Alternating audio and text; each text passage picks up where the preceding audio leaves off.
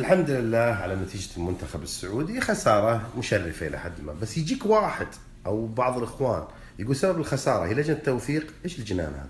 يجيك واحد طيب يقول لك يا أبو بدر يا أخي التوثيق هم البطولات أشغلوا اللاعبين. أنت تستهبل، أنت تستهبل يا أبوي. مباراة فوز وخسارة، إيش فيكم؟ المصيبة الآن إيش المشكلة؟ الخلاف بين الأندية وخلافات بعض الأندية مع الرئيس العام إلا بالقوة بيدخلون قضية المنتخب فيها خرابيط. بعدين في حملة صارت على عبد الله بن مساعد كانوا متأملين انه يقال، وجاء قرار الحين من القيادة بوضعه رئيس فريق الخصخصة. انتم ضعاف ما تقدر تأثرون، واضح؟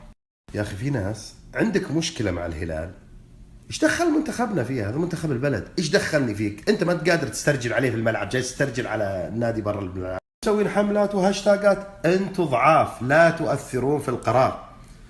الرئيس العام باقي في موقعه والرجال يعملون، انتم ضعاف.